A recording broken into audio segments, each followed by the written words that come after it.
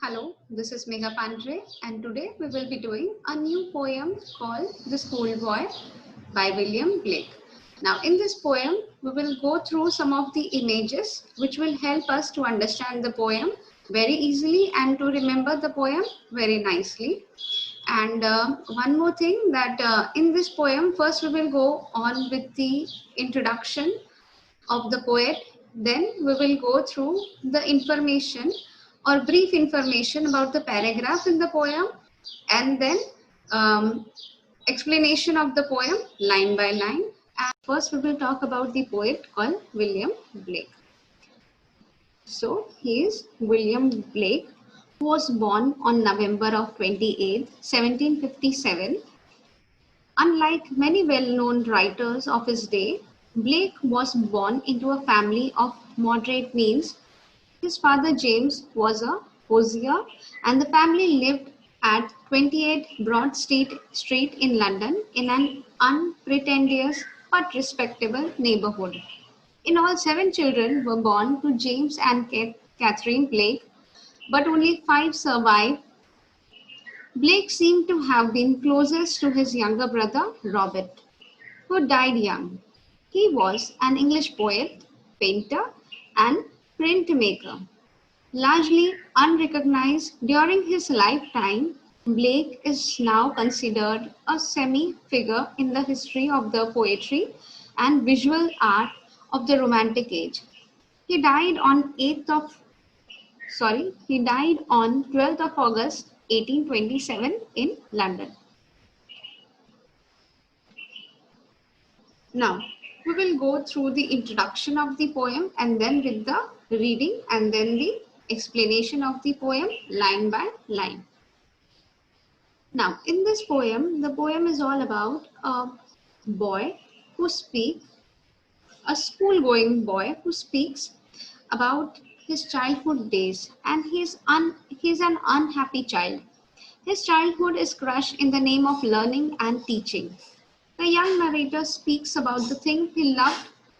He loved to rise in summer morning and hear the birds singing on every tree. But when he is forced to rise and to go to school, he is unable to stay as he is unable to stay in his peaceful environment, and he is unhappiest. He regrets his and his classmates' fate, that they are struck inside.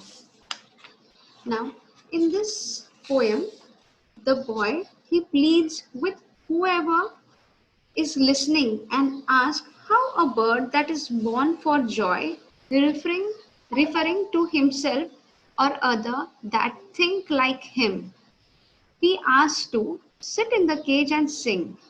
He knows that he was not made to learn, read, and write, but he cannot do so in school, a place he considers equal to a cage. So here's the poem of a small boy who wants to enjoy in an open sky, in an open environment, and want to see the things around him rather than is forced to go to school and learn. So here we will begin with the reading and then the explanation of the poem line by line. I love to rise in a summer morn. Morn means literary term for morning. So here the poet says, I love to rise in a summer morn. Who loves to rise in the summer morn? The poet. The poet loved to rise, wake up early in the morning, when the birds sing on every tree, when the lovely birds sings in the morning on every tree. So here he describes the situation in early morning. The distant huntsman with his horn. Distance means far off, and huntsman, hunter, dog. The hunter dog who were at a distance also singing, or the animal singing with me. And the skylark sings with me. Skylark is a small brown bird. So this is called a skylark, and this bird sings while flying high above the ground. And the bird, what this skylark is doing, he is singing along with the poet. And the bird sings with me. Oh, what sweet company. The boy says, what a good company I have in the morning. Now, here we will continue with the second stanza, the second paragraph of the poem. The second stanza presents the exact opposite thing that drives all joy away. When he is forced to rise on a summer morning and to go to school, unable to stay in his peaceful environment, and he feels that he is unhappiest. He regrets his and his classmate fates that they are struck inside and dismay. But to go to school in a summer morn. Again, morn means literary term for morning. But to go to school in a summer morn. But when he thinks of going to school, that to a beautiful summer morning, oh, it drives all joy away. The feeling of unhappiness, the feeling of that particular happiness in that summer morning, it all went away. Under a cruel eye, outworn. Outworn means outdated. The poet describes how he spends the day in a school looking to the scary eyes of the teacher. The little one spends the day in sighing and dismay. Sighing means tiredness and dismay means concern and distress caused by something unexpected. The little child like me who went to school spent their day in tiredness and shock. Now, here we will continue with the third paragraph of the poem. Now, in the third paragraph here, the poet speaks about the young speaker continues on telling the reader more about his miserable days at school. He sits dropping, hunched over in his seat. He takes no pleasure in school, work, and is anxiously waiting for the end of the day.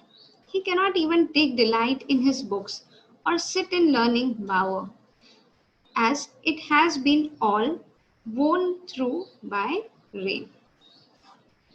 Now, then at times I dropping sit.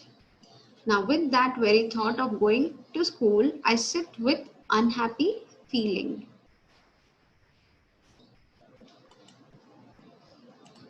And spends many an anxious hour.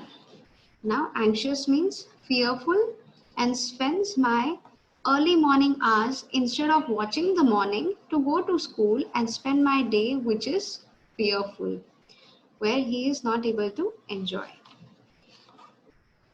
Nor in my book can I take delight, as for those long hours I have to sit in the school. I can't enjoy the school nor reading the books, as the contents in the books are not enjoyable, nor sit in a learning bower. Bower means lawn or vertical garden, or the wall which is covered with vegetation, that is called bower. And not even my classroom is like a garden where I could enjoy. Worn though with the dreary shower. Worn means tired. Though means through, and dreary means uninteresting. Here the poet says, although tired, then also they have to listen to the teacher's lecture continuously.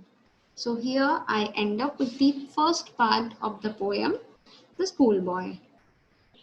Until then, we will meet in the second part.